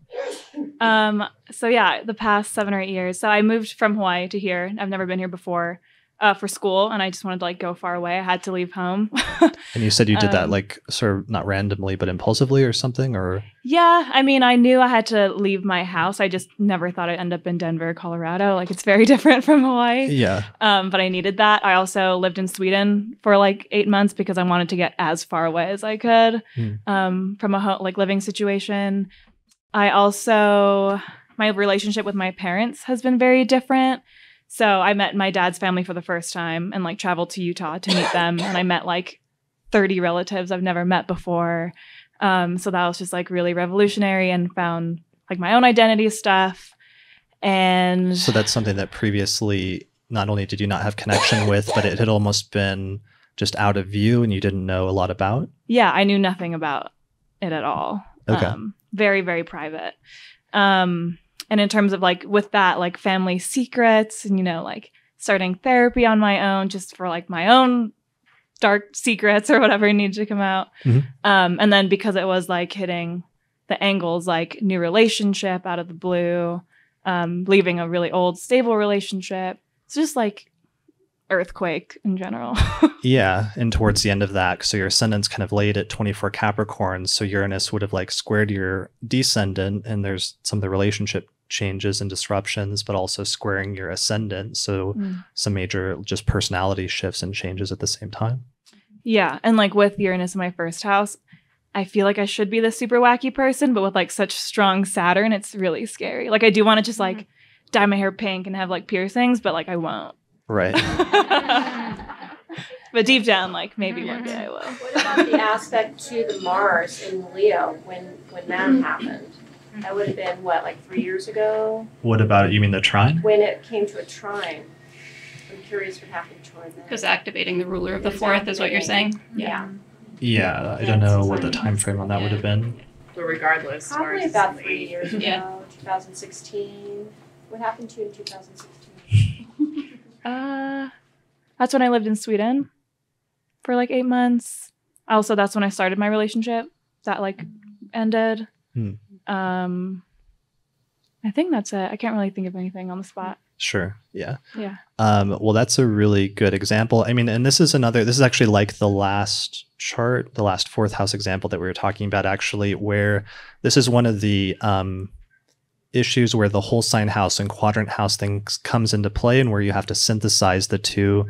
Because on the one hand, while we would have expected, because it was the fourth whole sign house that Uranus was transiting through, because it was the fourth sign from the rising sign, the degree of the IC, the actual degree of the IC is at 7 degrees of Taurus. Yeah. So that's in the fifth whole sign house. So what happens is that the IC imports fourth house topics into the the fifth whole sign house, so that you'll see an overlap of fourth and fifth house topics in Taurus. Yeah. So and I think I'm going to move again. Like I already know I'm going to move, and yeah, I mean, I can get into that later, but yeah, well, so like itching to get out of here again, like as it approaches like the actual degree in Taurus.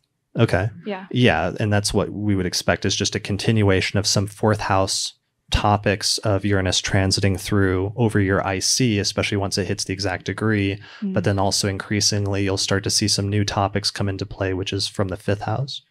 So I wanted to mention that just for everybody listening, because this is part of the issue that a lot of astrologers are wrestling with, is like, if you have whole sign houses and quadrant houses, how do you reconcile those two? And that's how you do it, is that there's this overlap sometimes where you'll get a transit that goes through the fourth whole sign house, but then if it goes through the fifth house and the IC is there, you'll see some continuation of fourth house topics, while the new topics from the new house come into play as well.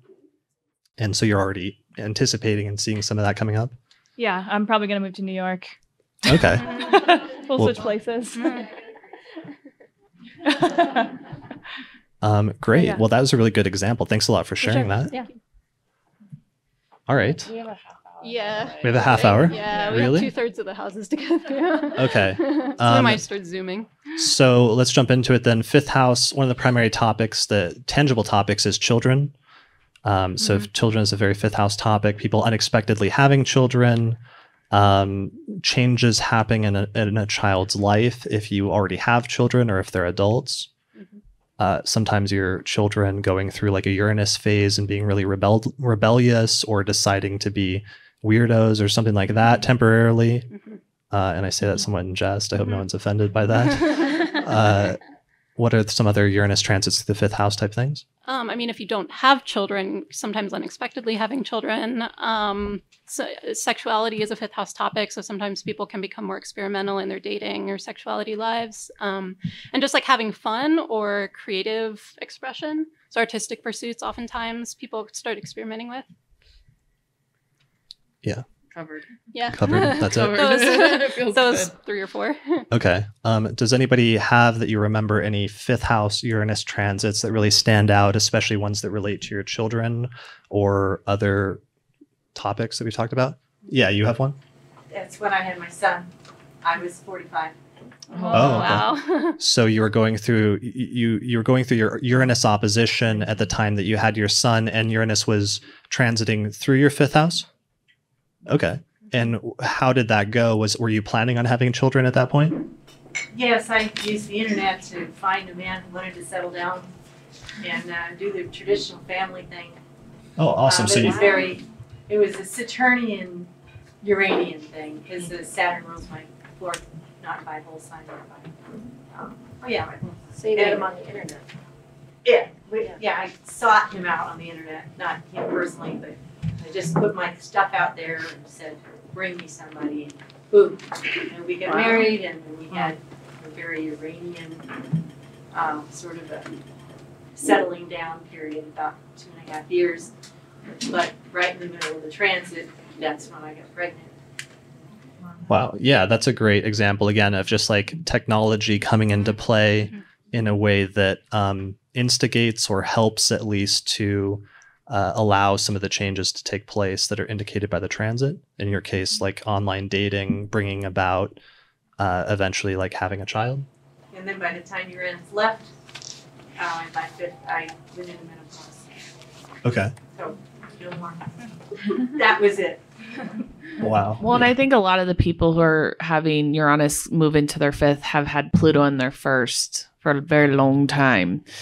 So I think that anyone who is a Capricorn rising who has this moving into their fifth, this is going to be the breakout session of the grueling Pluto through the first. I should say my son's 15 now. The fifth house transit was a while ago. Yeah. Just a comment about just who has Uranus moving into their fifth right now, right? Because, just because it's going to be a very, I think, finally there's going to be an expression of the identity that has been changing really deeply for many, many years. This is my primary client the last 10 years, Capricorn rising. So this is going to be, I think, finally some expression of the transformation that's been happening for a decade, just to make it specific. Definitely. All right, so let's move on to the sixth house. So sixth house pertains to work and to health matters primarily.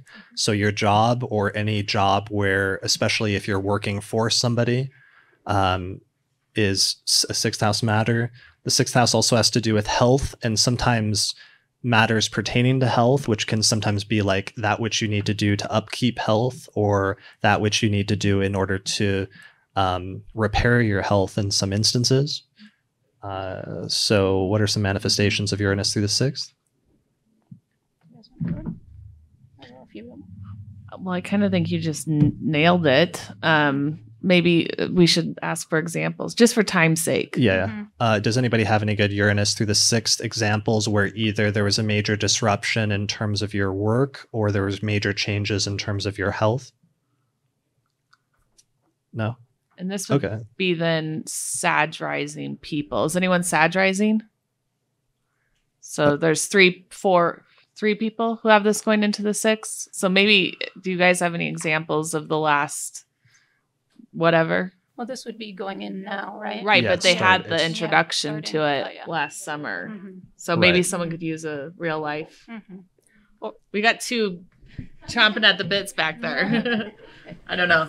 I was just in a car accident and fractured some serious bones, and so I've been in physical therapy for a few months now, and it seems like that's going to be the theme of the next year or more. Sure. And I'm just going to repeat it really quickly. So you were in a car accident and then you were going through physical therapy just as part of the recovery process for that? Yeah. Yeah. Okay. That's a good example. And Cam, did you have one? Oh, yeah. Well, when Uranus first went into Taurus last year, I went I went vegetarian for a couple weeks to try that out, and then as it just newly went into Taurus, I actually quit smoking cigarettes. Okay. Nice. That's good. Yeah, and that's a good piece of advice, is that sometimes, so there's some instances like with Cordelia's transit where that wasn't like something under your control. It was just like a freak accident that negatively affected your health, and you can't, that's something that's outside of your control, and it's not your fault, and there's not necessarily you could have done to avoid that. Whereas sometimes there's other instances where there can be sixth house transits where you can proactively try to change something in your life, and usually that's like the best way to deal with that energy, is to like meet it head on and start trying to do something radical yourself, because in some way that will almost like soak up the energy of that transit so that it doesn't manifest in some other way. Or at least that's a good way to at least try to incorporate it in your life. So in Cam's instance, like making dietary changes or changes to things proactively that otherwise could have negatively affected his health, like smoking. Yeah. Well, in sixth house as routines, daily routines as well, and smoking and eating both can fit into, this is my routine. I always do this at this time. And so shaking that up is a really good example of that. Definitely. Good point.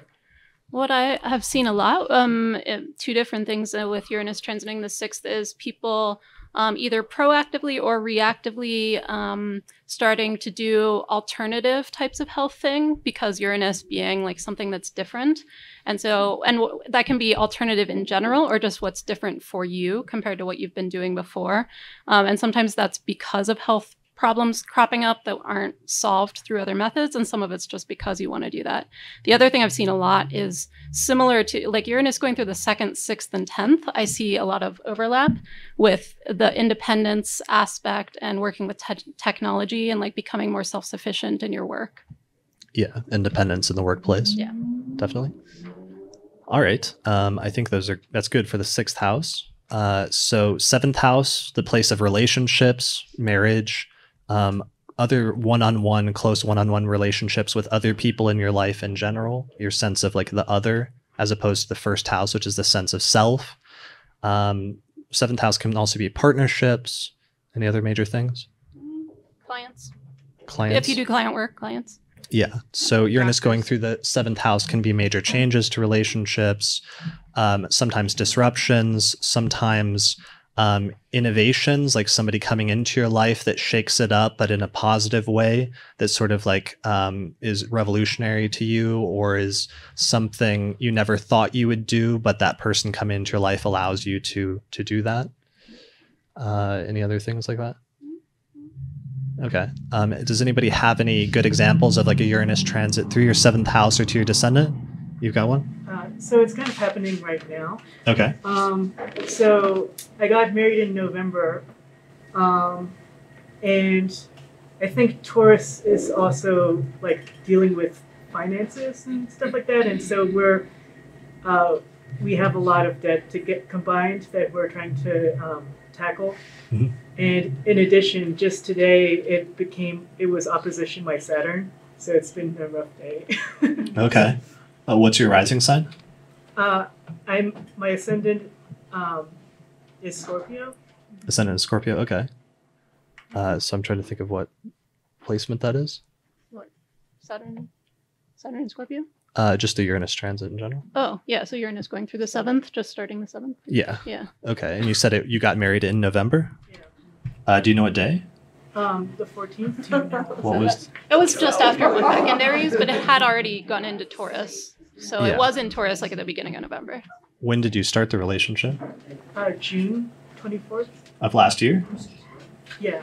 Okay. Yeah, that was definitely. So like, as soon as Uranus went into Taurus for the first time, you started the relationship, and then just after, like just because it went in May, and then just after it like left for a few days, you got married, and now it's come back into Taurus in the past week. And what's going on that's challenging this week? You guys are just struggling with financial issues right now? Well, I think it also has to do with the fact that it's like opposition Saturn today, and I've just been dealing with like Well, for me, this is personal, but and you don't have to. I don't want to put you on the well, spot. I mean, so- I'm willing to share this, Okay. but basically, I have a bit of an issue with get-rich-quick schemes. Okay. So that's what caused a lot of the financial issues. So I have to get rid of that, and I've been dealing with that today because of, like, for example, I realized that I have a fear of boredom, and that's why I like get like all these flashy things, you know. And so I need to get comfortable with boredom, and it's really hard for me. Sure. Yeah, I mean, that's a good thing to sort of learn, or it's a good skill to learn that I think a lot of us sometimes have problems with. That's a great example. Thank you for sharing that. That's like actually a perfect seventh house example. I kind of want to end on that high note for the seventh house, just because like I can't imagine a better one. Because that's also really quick, like for a time frame. And that's, again, something we mentioned at the beginning, that Uranus like speeds stuff up. And sometimes Uranus transits and the changes they bring, whereas Saturn is like sometimes like a slow grinding change over the course of like a 3-year period. Like Uranus sometimes is just quick. Yeah, so that's a good example of that. Thank you for sharing that. All right, 8th house. 8th house, shared resources, issues with topics surrounding mortality, inheritance, taxes, other people's money and the partner's money in general. And then Uranus transits, of course, are just unexpected disruptions and changes in that area of life. And loans and debts go there, mortgages, things like that. Okay. Does anybody have any good examples of an 8th house Uranus transit so far that you've had in your life? Yeah, Eugenia? Yeah, it started off with a bang in May. So it's an 8th house transit for me. It's a 9th house transit for my husband.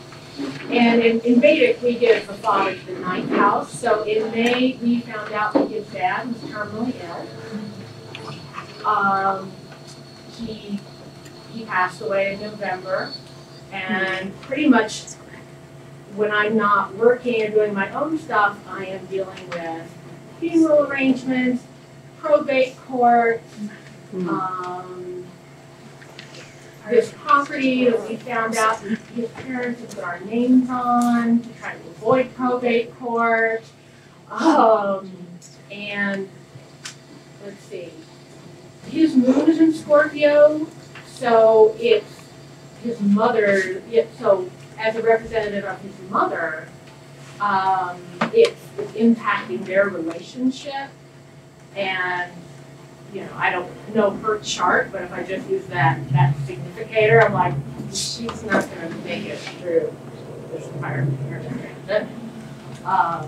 Yeah, it's been full of 8th houseness. I'm having to do a lot of spiritual work on some of his dead who aren't happy and are causing problems, and all that is exacerbated by the fact that his family doesn't seem to want to do things for their dead. And yeah, it's full on 8th house. Yeah, you ticked off just about all of the major like keywords that we just used. So it's like, you know, issues with mortality, unexpected death, basically, that came up, inheritance, and also your partner's finances or finances that are connected with your partner because it's coming from his family. Yes, and in fact, he quit his job to live with his parents for a month, and then after that was done, a month later, he got the same job back. Okay, so changes with the partner's work and income, basically. Absolutely. Well, okay. Yeah, you got pretty much all of them. Yeah. and I'm thinking about filing extensions like taxes. Yeah. So, and that's important because does everybody see how sometimes these transits can manifest super literally? Like it's not always just like psychological changes that you're going through. It's like sometimes there's events in your lives that are acting as major catalysts for change, sometimes psychologically, but sometimes it's like a concrete event in your life that's manifesting through the symbolism of the transit.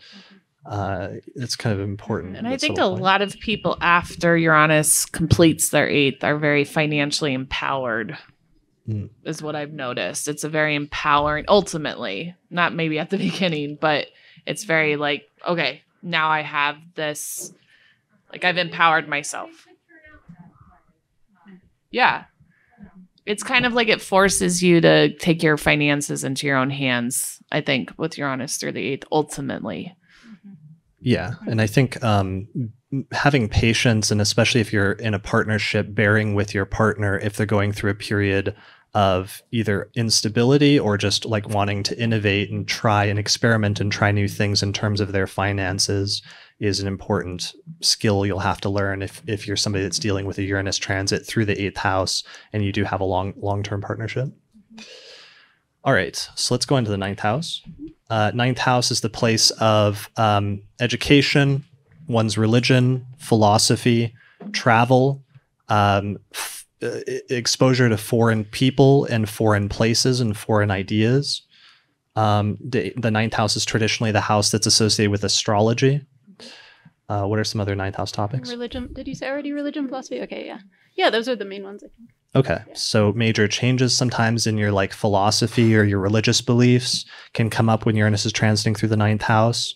Major changes as a result of education.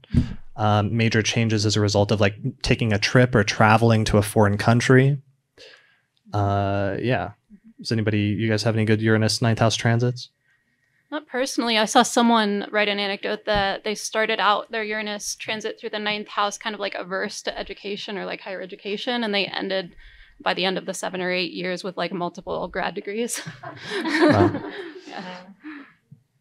Okay. I shared my example. Yeah. Yeah, that was a good example. Yeah. Does anybody in the audience have a good 9th house Uranus transit from your past? Yeah, you've got one? I don't, but that's what it is going to transit for me. Okay. My 9th house is Taurus. Okay. I have Mars there. And then with the transit in Aries, that went through my 7th and 8th. I got divorced. I moved to Colorado. People died. People were born. All 8th house stuff. Okay. Debt, inheritances, taxes, the whole shebang. Wow, so you've survived and made it all the way through the 7th and the 8th house. Now you've come to the 9th. And is astrology something you've been doing for a while, or is it a recent thing? No, I've been doing astrology for like 13 years. When I got into it when I was pregnant with my second son, who is a Sagittarius. Okay. In fact, almost his whole chart is Sagittarius. So this Jupiter thing's got him like, you can have too much of a good thing with Sagittarius, I'm going to tell you. Sure. And did you see any preview between May and November of last year about what this Uranus transit through your 9th house might be about? May and what? Between May of last year and November of last year, when Uranus first dipped into Taurus into your 9th house, I was just curious if you saw any themes coming up that might be a preview of what you might anticipate from that transit. Oh boy. Well, I was homeless with my kids from August 1st till November 15th. I got into my house right as Jupiter went into Sag, because my 4th house is Sag. Like, I went through all kinds of stuff last year. I don't even know where to begin. Okay. And I'm experiencing my Chiron return. My Chiron's in Aries. I mean, yeah, I got all kinds of stuff going on. Yeah, it sounds like you've got a lot of transits going on. Mm-hmm. All right. Well, we'll have to check back in about that later as Uranus goes further through your 9th house and just see how it's going. Yeah. You have one in the back? Yeah. Hesitate to share it, but I'm going to anyway. When Uranus transited my 8th house, my husband died. And it was a life experience for me. As Uranus transited my 9th, I mean, still at the very, it's almost with the eye of my head. In my spiritual philosophy, my goal is for God first. Great idea. How that happened? And in my philosophy, in my spiritual philosophy, if that is done, if you manage to do that, everything else in your life falls into place. And that is happening. I experienced an ongoing joy that I did not know existed. And I have a wonderful imagination. I have Neptune in the 3rd house. I have a really good imagination. I never imagined ongoing joy. I never imagined ongoing, just emotional stability and an untroubled spirit. And it's moving, you know, as it approaches my 10th, I started my business again. How can I help relocating seniors for the last we thought? And the Iranian unexpected shift in that decision of how I define a business, I've ended up in a hospice here instead, and in-home hospice. And the woman who is the social worker for the woman I'm with right now asked me for my card. She said the service that I've provided, she doesn't know anyone else who does it. Wow. Okay. So really radical changes and feelings of like liberation in terms of your personal philosophy and religious beliefs. Yeah, my whole life is different in the way that my goal has been, I've been on a quest since I've been 21. And I never, you know, the journey is it, right? It's not necessarily what you arrive.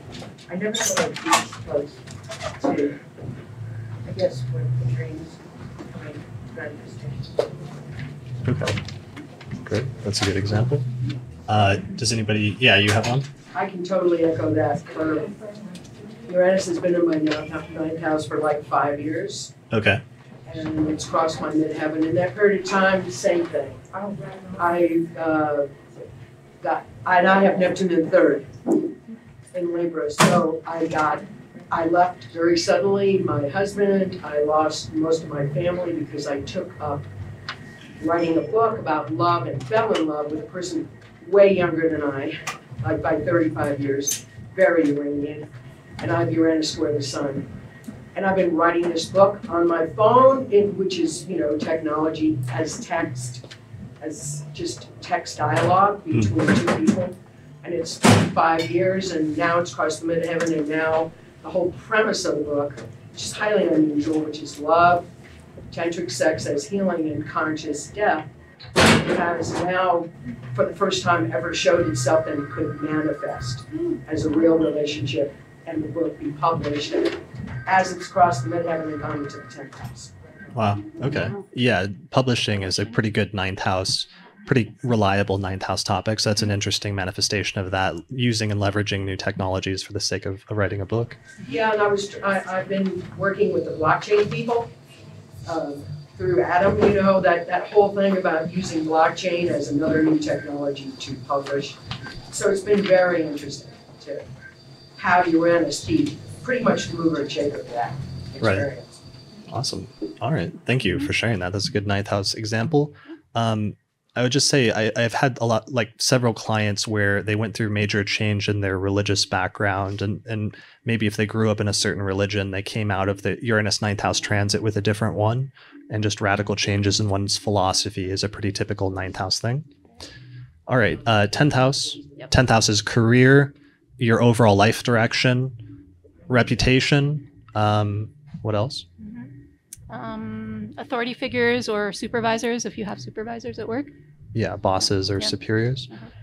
Okay, so Uranus transits through the 10th can just be radical changes in your career, your overall life direction, sometimes disruptions, sometimes acting more independently or trying to set yourself apart in terms of your reputation, sometimes being singled out as being like independent or being sort of apart from the crowd in some way in terms of your reputation. Mm-hmm.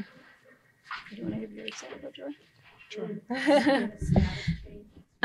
Yeah, I had Uranus entered my 10th house in Aries, and I got fired from my job and had already been doing some tarot and astrology stuff and some teaching part-time, and I ended up, and I haven't had a regular job since that happened, and it was very unexpected, and it was a really natural kind of transition into doing this stuff full-time. But of course, now during that whole time period was the square to Pluto. The Uranus square to Pluto, so it was much more difficult than just fun and spontaneous. Yeah. And Uranus went retrograde over my sun during that time, and I can affirm what Stephanie was saying in terms of it felt even not just the electricity, but it actually felt much more oppressive than I think most people have been experiencing, and so. One of the things that we haven't mentioned that might be relevant to some of these transits that are upcoming is the fact that there's a good chunk of time over a year where Saturn is square to Uranus. And so that might affect kind of the way Pluto and Uranus were interacting for me. That might affect some people as well, depending on the exact, and it really is between 5 degrees and 18 degrees that square, those squares either are exact or close. So, okay. So once Saturn goes into Aquarius next year, it's going to start a square with Uranus, and that's going to be tied in for people getting hit by the Uranus transit. Saturn's going to be tied in as well. Yeah. Okay, that's a really good point. And I liked your example there about the thing that precipitated you, because you look back on it now and you're happy. You're actually pursuing a career that's more authentic to you because you were able to actually become a full-time astrologer and tarot reader. But it was initially precipitated by a negative event or something that felt, I'm sure, very subjectively negative and unexpected at the time, which is that you said you got fired? Yeah. Okay. And that was just like completely out of the blue? It was totally out of the blue. Yeah. Okay. Well, except it was a real job and I'd worked there for 2 years, but prior to that I'm an Aries. I was a temp. I was like, yeah, whatever. And so yeah, it was very unexpected, but it was one of the longest jobs I'd ever had, 2 years. Okay. And so you get laid off. It was unexpected and probably you're upset at the time, I'm sure. Yeah. Okay. But the point is just, I wanted to bring that up just because sometimes people will have an unexpected disruption at some point during a Uranus transit. And in the moment, you might really not be happy about it. And it may feel subjectively not very positive, but sometimes it really does open you up for bigger and better opportunities later on. And sometimes the best thing you can do in the midst of that, if you're at the early part or the difficult part, is just think of ways that you can innovate and change your life for the better as a result of that challenge that you've been presented with at that time. Yeah. And it was, the idea of a major transition going from a lot of jobs that weren't really a very good fit for me into really doing what I'm doing, and to have all of that happen during that exact transit and get to the place of being very stable in my career. That's all. And listen to people talk, I'm like, oh, wait, because I only recently learned astrology, and I learned it when Uranus was going through my 9th house. So... Nice. So a change in your philosophy, that's great, as well as education. Yeah. Brilliant. Well, that covers then 2 of our houses, 9th and 10th, and allows us for a nice segue in the last 8 minutes of this meeting to move on to the 11th house. So 11th house, friends, groups, alliances, social movements. Anything else? Hopes and dreams. That's an important one because the 11th house is rising up to the 10th. So it's things that you hope for or wish for in the future. The larger social sphere sometimes. I see sometimes internet things because it's like reaching wide groups of people. Yeah. So major changes as a result of friends or groups, sometimes somebody that comes into your life that acts as a disruption or a catalyst in some way through a friendship or an alliance. Do you guys have any? I'll share my example. I just had it through the 11th, and that's when I met all the astrologers. Oh, yeah. Yeah, so I connected with all the astrologers online. Yeah, we dragged you to your first astrology conference. Yeah, you sure did. And then you did multiple all in a row. It wasn't you didn't just do one, but you did a whole. Yeah, I gave lectures at a bunch of different conferences, but also what I find interesting is I became an astrologer with Uranus in the 10th, and then I met the community in the 11th.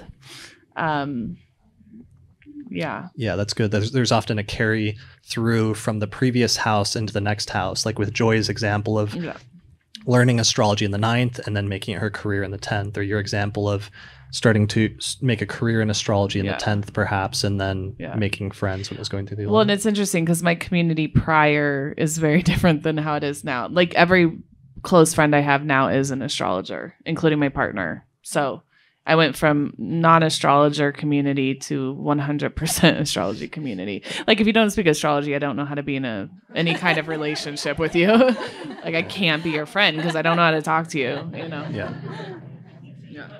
That's good. I like that. Yeah, did you have? Just wanted to point out that the 11th can also be money from your career, the 2nd from the 10th. Sure, definitely. I see that a lot. Right. As far as what people are aware of. Yeah. Okay, I think that's good for examples, unless anyone has a really good, concise example. One? All right, if you can do it really quickly. Yes, I'll do my best. So I had a really wild, like, 9th to 10th, or 10th to 11th transition. 9th to 10th to 11th transition. Okay, so I was in school studying political geography, functioning as like a radical materialist, leftist organizer. I quit my job, quit school, ended an engagement all at the end of the 9th, which was Pisces. No, excuse me, all the end of the 10th, which was Pisces, into the 11th, which was Aries. And then spent a good deal of the 11th transition reorganizing community around these really bizarre experiences that I kept having around magical phenomena and experiences, and also around music. I spent the entirety of the 11th basically on the run from the law, living in the woods, meeting all these traveling musicians and traveling all around the world playing music and building like a very transient, fluid community that was dispersed and loose all around these ideals. Mm-hmm. And now I'm in medical school. Yeah, and now your Uranus through the 11th house transits come to an end, and you can... Uranus is in the 12th house now. And when did you start medical school? I started it at the beginning of last year. But so, and then there was a moment where Mars and Uranus were conjunct for a moment there, and somebody, I'm in Chinese medical school, and somebody literally got set on fire that day, like entirely in flames on fire. This was right before Mars went into Taurus into my 12th house, and they were conjunct right there.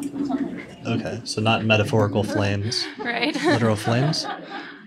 I really like what you said about the transient community, because that really fits the whole, as we've been talking about for a couple hours now, the up in the airness of like whatever. And so like having a loose knit community or people coming and going or having a lot of freedom within community really fits the 11th house Uranus transit. Yeah. The more you can allow for freedom, again, just as a recurring theme in whatever house Uranus is transiting through, probably the easier you're going to make it for yourself. I think that's been a consistent theme that we've seen through all the houses at this point. Yep. Yeah, sometimes letting go is the best thing you can do. Letting go, you achieve freedom. Mm-hmm. Yeah. And that's actually a great keyword for our final house, which is the 12th house. Do you have something you want to give me some keywords for the 12th? 12th, it can cover a few different things. It can cover places of seclusion. So whether that's proactive or reactive seclusion. So that's can be like hospitals, prisons, ashrams, sort of more proactively, like places where you go to be apart, to be contemplative. It can also just be spending more time alone. Can be sometimes like your inner psychology, like working on your subconscious and things like that. And there's one more I want to say that I'm forgetting. Institutions. Yeah. Spirituality sometimes goes in Sometimes spirituality. Yeah. Endings. The 12th is the last of the houses, and sometimes it can be about endings. The 12th can also, the 11th is traditionally friends, and the 12th is traditionally quote unquote enemies. But enemies can sometimes just be people that work at cross purposes to you in your life, or people that you don't see eye to eye with. And sometimes having magical, radical changes or redefining your relationship within your life with those that you don't see eye to eye with can be a major Uranus 12th house transit. But also because it's the place of the ending of things, sometimes that idea of finding freedom through letting go of something can be a good keyword for the 12th house. Does anybody have any good 12th house? You've got one, Rebecca? Well, I just want to. I have 5 planets in Scorpio in the 6th, and Uranus is going through the 12th. My goal is to stay out of jail. Okay. I approve of that. That's a good goal for the Uranus going through the 12th. I won't inquire into what you're doing that might land you in the 12th house, but... Nothing that I know of. Okay. Total surprise. All right. Well, if we see you on the news unexpectedly... Okay. Yeah, we'll have to do a jailbreak. All right. I think, is there anybody else that has any good example? Oh, yeah, you have one. I was born with Uranus in the 12th house, and I'm adopted. So basically the way it works is that they don't let you see the mother, and they put you directly into a foster care. So basically I was in solitude, well, with lots of other people, but I mean, not that I can. Okay. Yeah, and that can, the 12th is also in ancient astrology. They said it was connected with the things that happened prior to birth in some sense. Yeah, which is kind of connected or tied in there. There was one more? It's just super quick. Yeah. I have, and this wasn't super recent, obviously, I was like 5 or 6, but when I had the moon in the 12th house in Sag, and when Uranus moved over the moon, I had a seizure and was hospitalized and given all these like brain scans and tests, and they were like, there's nothing wrong with you, I've never had another seizure, but Uranus over my moon just threw everything into the tailspin. So, yeah. Wow. Yeah. Yeah. Sometimes bringing to light unexpected health issues, or sometimes 12th house can also be mental health, and it can bring up things or have you force you to address things that have to do with mental or sometimes physical health that are important and somewhat unexpected but worth dealing with. Right. Or sometimes just completely random and transient, and then it never comes back again. Yeah, you kind of hit off too, both the health thing and the hospital institution thing. Yeah. Right. All right.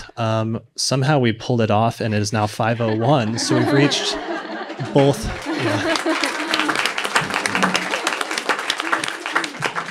All right. So that is Uranus's transits through the 12 houses. This is not just a presentation. This is a research project. So this is the beginning of a 7 or 8 year research project that all of us are both voluntarily or perhaps not voluntarily, you have all just agreed to do, because I want you all to go home for the next few years and pay attention to your Uranus transits through whatever house it's going through in your chart, and write down what happens and start to collect together those different experiences. And then we will all reconvene at some point, maybe when Uranus goes into Gemini, to share those experiences again, and to continue to grow and develop and learn as astrologers, as a community. And that's what this is about.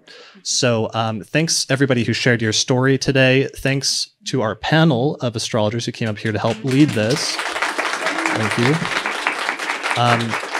And finally, thank you to everybody who attended, because I really appreciate it, because it helps us to build a sense of a community and to do this research as astrologers together, because astrology is a lot more fun as a group. So thanks for coming, and we'll be back again next month for, I think Lisa's going to be giving a talk on, what is it, like joy and... Joy and meaning in the chart. You'll get the first rough draft of my conference talk.